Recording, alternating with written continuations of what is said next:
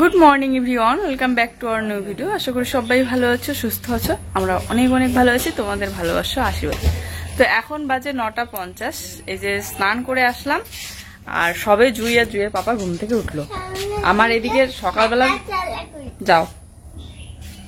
সকালবেলা আমার এদিকে সমস্ত কাজকর্ম প্রায় কমপ্লিটের দিকে, কারণ ঘরটা শুধুমাত্র গোছানো বাকি আছে। যেহেতু জুই আর জুইয়ের বাবা ঘুমাচ্ছিল, এই জন্য ঘরটা আগে গোছাইনি। ঘুম থেকে উঠলাম, উঠে দেখি বাবা রুটি বানাচ্ছে। দুটো আটা ছিল, একটা প্যাকেট ওই যে কালকে অর্ধেক বানিয়েছিলাম আর অর্ধেকটুকু ছিল, ওটা দিয়ে রুটি বানাচ্ছে। তারপরে ওই হ্যান্ডেল হাতাটা মেজে টেজে দিলাম, ওখানে মনে হয় চা বানালো। চা বানিয়ে খেয়ে আমাদের জন্য একটু করে রেখে দিয়েছে। আর আমি এদিকে সকালবেলা উঠে ঝাড়ু দিলাম, ঘর উঠোন বারান্দা, না সরি ঘরটা বাদ দিয়ে বারান্দা উঠোন কলের পাড় সব ঝাড়ু দিলাম। তারপরে বাসনপত্র মাজা ধোয়া করে নিয়ে আসলাম, এখনো গুছিয়ে রাখিনি। আর এদিকে স্নানটা করে নিলাম, বাসন মেজেছি, এখনো গুছিয়ে রাখিনি সব রকম। আর এই কালকে রাত্রিবেলা মাংস রান্না হয়েছিল, পুরোটাই একদম তেলচিটে হয়ে আছে। সার্ফের জল দিয়ে সুন্দর করে মুছে নিলাম গ্যাস, ওভেন, টেবিল। তো সকালবেলা উঠে এই 9টা-10টার দিকে ওই দাদাটা এসেছে গাড়ি ছেঁকিয়ে দেওয়ার জন্য। কয়টা বাজে বলো তো? 10টা বাজে, আর তুমি 10টার সময় ঘুম থেকে উঠলা। আর আজ সকালবেলা আমার ঘুমটাই ভাঙলো বাসনপত্র শব্দ দিয়ে। হঠাৎ করে দেখি বাসনপত্র শব্দ হচ্ছে, তো আমি ভাবলাম যে শালিক পাখিগুলো মনে হয় বাইরেটা, রান্নাঘরটা যেহেতু খোলা, তো আমরা ঘুম থেকে না উঠতেই শালিক পাখিগুলো এসে খাবার খুঁজে, তো এটো বাসনগুলো আলাদাভাবে থাকলে ফেলে দেয়। তো তারপরে দেখলাম যে বাবা ওই বাসনের ঝুড়িতে বাসন খুঁজতেছে। রাতে তো আমি রুটি বেলেছিলাম, তো রুটি বেলনা তারপরে পিড়িটা সব কিছু ওই গামলার মধ্যেই রেখে দিয়েছিলাম এটো বাসনের সাথে, তো ওখান থেকেই বের করতেছিল। আমাদের দরজাটা তো অনেকটা খোলা, যতই বন্ধ করে রাখো ফাঁক দিয়ে কিন্তু সব দেখা যায়, মানে ভিতর থেকে তুমি দেখতে পারবে ফাঁক বাইরে কি আছে নেই। তো দেখছিলাম যে বাবা বাসন খুঁজতেছে, তারপরে উঠলাম ঘুম থেকে। তো উঠে চিনি, তারপরে চা পাতা, তারপরে হ্যান্ডেল হাতা সব কিছু রেডি করে দিলাম, কারণ গ্যাসে তো চা করবে না, উনুনেই করবে। তো উনুনে নাকি রুটি বানাবে দুটো, তো অর্ধেক আটার প্যাকেটটা ছিল, ওটা দিয়ে রুটিও বানিয়েছে আর চাও বানিয়ে খেয়েছে। তো ওই যে দাদাটা আসলো গাই ছেঁকতে, গাই ছেঁকলো, তো এখন আমি একটু চা বানিয়ে দেবো। আর রাতের যে আমার কেকটা আছে, তো কেকটা সবার জন্য একটু করে কেটে নিলাম। তো এই যে কেকটা অর্ধেকটা কাটলাম, আর এগুলো জুইয়ের জন্য রাখলাম, তারপরে আমি একটু খাবো। আর এখানে এই যে চাটা গরম করে নিচ্ছি, আর এখানে সাজিয়ে নিলাম বাবার জন্য, জুইয়ের পাপ্পার জন্য, জুইয়ের জন্য আর দাদার জন্য। কালারটা কিন্তু সেই, হ্যাঁ কেকের। এবারে ভাবছি কেক আর চা তো একসাথে খেতে পারবে না, কারণ কেক যদি খায় তাহলে চায়ের স্বাদই পাবে না। কেকটাও মিষ্টি আর চাটাও মিষ্টি। এই চাটা বাবাই করেছিল, তো দিল, ওই চাটাই গরম করে দিলাম, আমি আর আলাদা করে চা করলাম না। বললো যে ওটাই গরম করে দিলে হবে। একটু পাতলা হয়েছে চাটা, আর উনুনের চা তো একটু ধোঁয়াশি পড়ে, লাকড়ি ভালো মতো না জ্বললে পরে কেমন যেন হয় চাটা। শুধু চা না, যে কোনো সবজি রান্না করো না কেন, যদি উনুনের জালটা ঠিক মতো না জ্বলে তাহলে কিন্তু কোনো কিছুর স্বাদ লাগে না, কেমন একটা গন্ধ লাগে। আর জুই তো কেক খুব পছন্দ করে, এর জন্য ওর জন্য একটু রেখে দিলাম দুপুরবেলা যদি খেতে চায়, আর আমি একটু খাবো, আর বাকিটা সবাইকে এই যে একটু একটু করে দিলাম। তো গতকালকের আমার জন্মদিনের ভিডিওতে তোমরা সবাই আমাকে অনেক শুভেচ্ছা জানিয়েছো, তার জন্য সবাইকে অনেক ভালোবাসা আর অনেক ধন্যবাদ। মাঝে মধ্যে মনটা এমনিতেই কেন জানি না খুব খারাপ লাগে, ভীষণ একা ফিল হয়, কেমন যেন একটা মনে হয় মনের মধ্যে অনেক কষ্ট জমে আছে, কিন্তু কি সেটা বুঝতে পারছি না। অনেক চিন্তা হয়, কি চিন্তা সেটাও বুঝতে পারি না। এই কয়েকটা দিন ধরেই না আমার এরকম হচ্ছে, মানে ভিতরে কেমন যেন একটা চুপচাপ থাকি। আর জুইয়ের পাপাকে বলি বারবার যে মনটা কেমন যেন একটা লাগছে, কিন্তু কি কারণে সেটা বুঝতে পারি না আমি। তারপরে কাজ তো যেহেতু সবসময় করতেই হয়, তো কাজগুলো করছি আর মনে মনে কি যেন একটা ভাবতেই থাকি সারাক্ষণ। তো এই যে দুধটা এখন জাল দিয়ে নিচ্ছি, আর এখানে একটু চা আসেই, ভাবছি আমি খেয়ে নিই, ফেলবো না।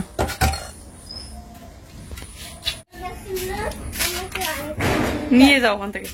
এই যে সবে সকালবেলা খাওয়া ঝামেলাটা শেষ হলো, দুধ জাল দিয়ে জুইয়ের পাপাকে দিয়ে দিলাম, তো রুটি দিয়ে ভিজিয়ে খেলো, আর জুইকেও ভিজিয়ে খাওয়াই দিলাম রুটি দিয়ে। আর বাবা তো চা খায়, সকালবেলা চা খেয়েছে, আর আমিও একটু খেয়ে নিলাম একটা রুটি দুধ দিয়ে। তো এখন একটু পরে ভাত বসাবো, ও গেল বাজারে সবজি নিয়ে আসতে। কচু তো অনেক কয়েকদিন ধরে খেতে গিয়ে আর ভালো লাগছে না কচু, তো বললাম একটু ভালো টাইপের সবজি নিয়ে আসতে, বেগুন, মূলা, আলু এগুলো নিয়ে আসতে, শাক নিয়ে আসতে বলেছি। লাল শাক মূলা শাক কিছুই নাকি পাইনি, শুধু কলমি শাক আছে, তাও নিয়ে আসতে বললাম। কারণ শাকটা না থাকলে না খাওয়া দাওয়াটা কেমন যেন শান্তি লাগে না। তো এখন এই যে ঘর গোছাতে লাগবো, ঘরটা গোছায় তারপরে এডিট করতে বসবো। 11টা বেজে গেল সকালবেলা খাওয়া দাওয়া করতে গিয়ে। এই দেখো কি অবস্থা হয়েছে এদিকে। তারপরে এই যে এদিকটাও গোছাতে হবে, বেলুনগুলো এড়ে গিয়েছে হাওয়াতে। কাল রাত 12টার পর থেকেই ভাবছিলাম যে সকালবেলা উঠে যে ঘরটার আমার কি পরিস্থিতি হবে। এদিকে জামা, তো এদিকে কাপড়, এদিকে পেপার, এদিকে মানে ভর্তি হয়েছে পুরো।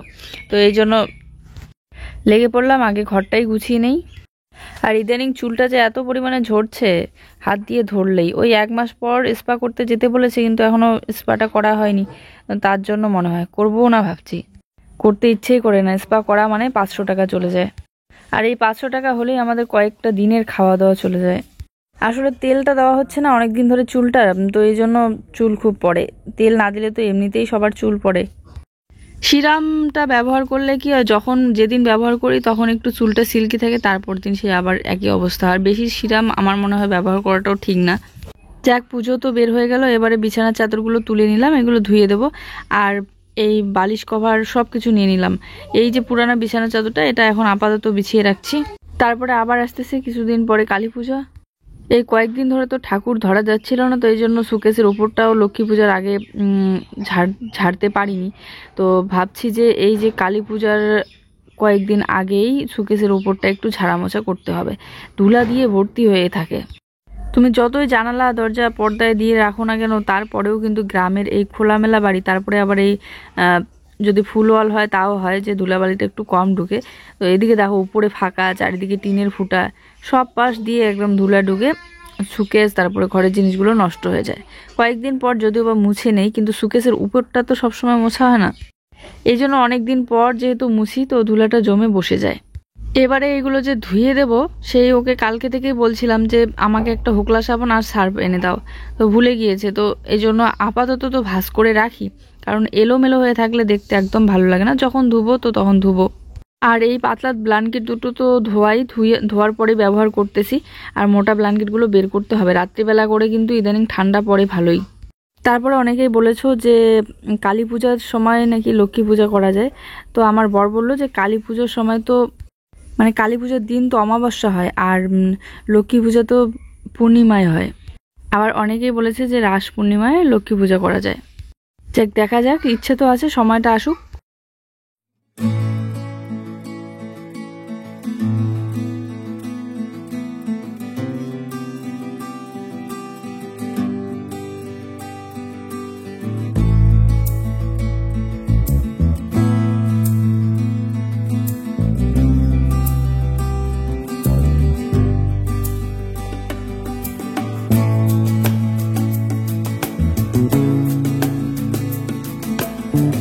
তো বন্ধুরা, আমি এদিকে ভিডিওটা এডিট করছি বসে, আর খুব ঘুম পাচ্ছে, কারণ কালকে অনেক দেরি করে ঘুমিয়েছিলাম, তো এই জন্য খুব ঘুম পাচ্ছে। আবার সকালবেলা খুব আগে উঠেছি। আমি কত সকালবেলা উঠছি জানো, উঠে কত কাজ করলাম।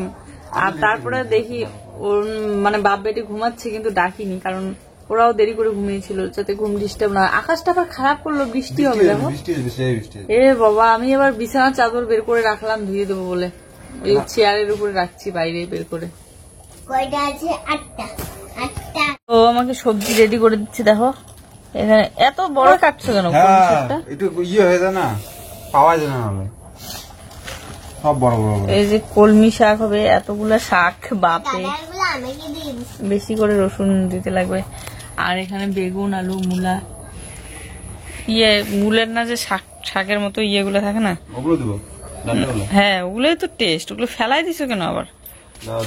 এই যে এগুলো সেই লাগে ঘন্টা তো দিলে।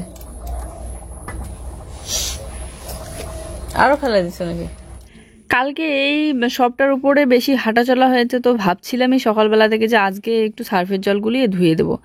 এই জন্য বাইরেও বের করে রেখে দিয়েছি ঘর ঝাড়ু দেওয়ার আগে।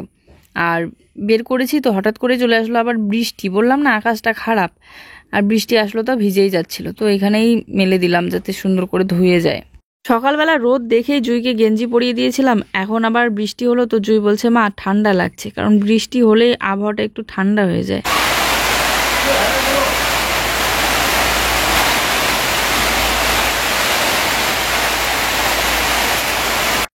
আমরা সেই কতদিন ধরে পুকুরের মাছগুলো খাই না, পুকুরের মাছগুলো মনে হয় অনেক বড় হয়েছে। তো বাবা আজকে বড়শি নিয়ে গিয়েছে পুকুরের মাছ ধরতে। বড়শি নাকি ছিপ মনে হয়। ভাত সেদ্ধ হয়ে গিয়েছে, তো ভাতের মাড়িটা ছেঁকে নিলাম। আর এতটুকুই ভাতের মাড়ি হয়েছে, কারণ ভাতের মধ্যে জলটা আজ একটু কম পড়েছে। এই চালগুলোতে না একদম বেশি জল যদি দাও তাহলে ভাতটার স্বাদটা নষ্ট হয়ে যায়, আবার বেশি কম জল হলে ভাতটা দলা লেগে যায়। আলু, বেগুন, যে কোনো সবজির খোসা, তারপরে এই যে শাকের ডাঁটা, এইগুলো কিন্তু গরু খুব সুন্দর খায়, এর জন্য ফেলে না দিয়ে রেখে দিলাম। আর বাবা দেখো 2টা মাছ ধরে নিয়ে আসলো পুকুর থেকে, নিয়ে এসে এখানটায় রেখে দিল। মাছগুলো দেখো কত বড় হয়ে গিয়েছে পুকুরের। তবে পুকুরের জলটা অনেকটা নোংরা হওয়ার কারণে মাছটার স্বাদটা কমে গেছে। তো আপলোড দিতে গিয়ে হঠাৎ করে নেট ব্যালেন্স শেষ হয়ে গেল আমার মোবাইলের। আর শেষ হওয়ারই কথা, কারণ কালকে রাত 12টার পর ওই যে ভিডিও করা হয়েছে, রিলস করা হয়েছে, তো এই জন্য নেটটা তাড়াতাড়ি শেষ হয়ে গেল। আর আপলোড দিলাম ওয়াইফাই কানেক্ট করে, এখন যাচ্ছি বাড়িতে। আজ দুপুরে রান্না হয়েছে কলমি শাক। রোদ পড়তেছে এখানটায়, দেখছো? এই জন্যে ইসে হয় জানো, রোদ পড়তেছে না, এই জন্য খাবার তাড়াতাড়ি টক বের হয়ে যায়, নষ্ট হয়ে যায়। আর এখানে বেগুন, আলু, মূলা সবকিছু একসাথে ঘন্ট। এটা হচ্ছে সর্ষে বাটা দিয়ে মাছ।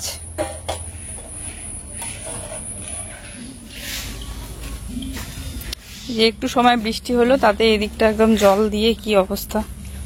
আর এদিকে বৃষ্টি হলে হাঁটাচলাই করতে মন চায় না।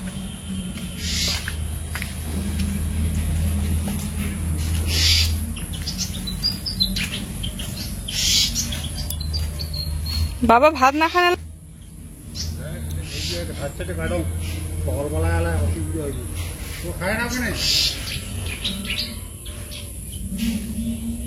তো বাবা বললো এখন খাবে না, ভাতটা ঢেকে রাখতে, আর ওই যে সকালবেলা গরুকে দিবে, তাই আজকে ঘাস কেটে রাখছে। সেই টেস্ট হয়েছে। তো আমি এই যে ভাত নিয়ে বসে পড়লাম, এখন ভাত খাই একটু। আজ জুইকে আমি খাওয়াই দিইনি, জুইয়ের পাপাই খাওয়াই দিয়েছি যখন আমি ভিডিও আপলোড দিতে গিয়েছিলাম। তো খাওয়া দাওয়া করে উঠে যে ভাবলাম ঝাড়ুটা দিয়ে নিই। ওই যে বৃষ্টি হলো আর তার সাথে একটু হালকা হাওয়া ছিল, তাতেই কয়েকটা পাতা পড়েছে, তো উঠোনটা ভালো লাগছে না দেখতে। অনেক দিন পর হলেও ভোগ পাতার গাছগুলো তুলে ফেলে দেই, আবার দেখো কতগুলো করে হয়। বেশি হলে আবার ভালো লাগে না, একদম জঙ্গল মনে হয়। আর এই ভোগ পাতার গাছটা যেমন তেমন করে লাগিয়ে রাখলেও একটু বৃষ্টির জল পেলেই অনেকগুলো হয়। ইদানিং জুই প্রত্যেকদিন বিকেলবেলা করে ঘুমায়, আর রাতের বেলাটা এত ডিস্টার্ব করে, রাতে ঘুমাইতেই চায় না। 12টা 1টা বাজে, তারপরে ওর চোখে ঘুম আসে না। জুইয়ের বক্স নষ্ট করে ফেলে, আর রঙগুলো হারিয়ে ভেঙে ফেলে, একটা একটা করে কোথায় খেলবে আর ফেলবে। সারাটা দিনে রং নিয়ে খেলবে, রং করবে, ড্রয়িং করবে। তো এই জন্য আমি বুদ্ধি করে এই বয়ামের মধ্যে ভরে রেখে দিয়েছি। আর এগুলো তো বাড়ির জন্য, এখন তো ওদের ক্লাসে করায় না, তো এই জন্য এখানেই ভরে রেখে দিয়েছি। সব যখন ওর মন চাবে তখন এখান থেকে নিয়ে আবার এখানে ভরে রাখবে। তো এখন শোনা উঠো, ঘুম হয়েছে, সন্ধ্যাবেলা ঘুমাইতে হয় না। তো বালিশ কভার, বিছানার চাদর এগুলো তো আর ধোয়া হলো না আজকে, কালকে সকালবেলা উঠে ধুয়ে দিতে হবে। আর সন্ধ্যাবেলার একটু আগে মানে ঝাড়ু দেওয়ার পর ঘুমিয়ে পড়েছিলাম, ভাবছিলাম যে উঠে তারপরে বাসনটা মাজবো, কিন্তু ওই মানে ঘুমটা পাচ্ছিল এত, কিন্তু ঘুমাইতে আর পারছিল না ওই চিন্তায় যে উঠে তো বাসনপত্র মাজতে হবে আমাকে। তো তাড়াতাড়ি করে উঠলাম, এই জন্যই আমি আগে সব মাজা ধোয়া কমপ্লিট করে তারপরে শুয়ে রেস্ট করি, না হলে একটা চিন্তা করে যে কখন উঠবো, কখন মাজবো, সন্ধ্যা লেগে যাবে। তো এখন এই যে বাসন মেজে ধুয়ে জল ভরে নিয়ে আসলাম, এই তো চা করে নিচ্ছি। এই যে একটু আগে বাবা বললো যে আজকে নাকি শাশুড়ি মা আসবে, তো এখনই চলে আসলো সন্ধ্যার দিকে। তো পরে আবার সন্ধ্যার একটু আগে 3টা মাছ নিয়ে এসেছিল বাবা পুকুর থেকে ধরে। আমি তখন বাসন মাজতেছিলাম, এনে কেটে ধুয়ে বললো যে 2টো আমাকে রাখতে, জুইয়ের পাপা জুইয়ের জন্য, আর বাকি একটা বাবার জন্য, মানে কাঁচা রাখতে, শাশুড়ি মা আসবে তো এসে রান্না করবে। তো আমি জুইয়ের পাপাকে জিজ্ঞাসা করলাম, কিন্তু জুইয়ের পাপা বললো যে খাবে না। তারপরে বললাম যে ঠিক আছে তোমরাই রেখে দাও, কারণ এসে এত রাত্রিবেলা আবার সবজি কি রান্না করবে, তো তোমরাই বানাবে, মানে শাশুড়ি মাই রান্না করবে। এখন অনেক কয়েকদিন ধরে 6-7 দিনের মতো ধরে একসাথেই রান্না করছি, একসাথেই খাচ্ছি, আজকে থেকে আবার সেই আলাদা। তো তারপরে রেখে দিয়েছিল, একটু পরে শাশুড়িমা বলছে রান্না করবে না, কারণ খাওয়া দাওয়া করে এসেছে। তো তারপরে আবার বাবা মাছগুলো নিয়ে এসে দিল, আমাকে বলল ভাজা করে দিতে। তো চলো, মাছগুলো ধোয়া ছিল না ভালো করে, বাবা ধুয়েছে, ধোয়াই হয়নি। আমি আবার ভালো করে ধুইলাম, ধুয়ে এই যে লবণ হলুদ মেখে নিলাম। এখন ভাজা করবো। আর ভাত আছে দুপুরবেলাকার, আমাদের দুজনের জন্য হয়ে যেত। তো যেহেতু শাশুড়িমা রান্না করবে না রাত্রিবেলা, তো আমি বাবার জন্য আর জুইয়ের জন্য একটু প্রেশার কুকারে বানাবো ভাত। আর তেল বাড়ন্ত ছিল, তো তেল নিয়ে এসেছে, তেলটা ভরে রাখলাম। আর এই জগের মধ্যে তেলটা ভরে রাখলে দিতে আমার সুবিধা হয়, দেখতেও সুন্দর লাগে। মাঝখানে তো অনেক দিন এই জগটা ব্যবহার করাই হয়নি তেল রাখার জন্য। তো তারপরে আবার এই যে ঘর এদিক থেকে ওদিক সরাসরি করলাম, তখন খুঁজে পেলাম, একদম টেবিলের কোনায় পড়েছিল নিচে, ধুয়ে আবার ব্যবহার করছি। তো মাছগুলো ভেজে নিচ্ছি। মাছগুলো বললাম না, একদমই স্বাদ লাগে না, ঝোলে দিলে স্বাদেই লাগে না। এই যে দুপুরবেলা সর্ষে বাটা দিয়ে করা হয়েছিল, তো সর্ষে বাটার দিয়ে যে ঝোলটা সেটাই স্বাদ লেগেছে, মাছটার কিন্তু স্বাদ লাগেনি। এই জন্য এই রাতে ভাজাই করে নিচ্ছি। বাবা বললো ভাজা করো, কারণ ভাজা হলে একটুও তো খাওয়া যাবে। এবার এত বৃষ্টি হলো, যদি একটু পুকুরটায় জলটা উতলে যেত, তাহলে নোংরা জলটা বেরিয়ে যেত আর পরিষ্কার জল হতো, তাহলে মাছটার স্বাদ হতো। তো চলো, সবজি দুপুরবেলার একটু ছিল, ওইগুলোই এখন বাবাকে ভাতটা দিয়ে আসি আর আমরাও খাই। আজকের ভিডিওটা এই পর্যন্তই। সবাই ভালো থেকো, দেখা হচ্ছে নতুন ভিডিওর সাথে।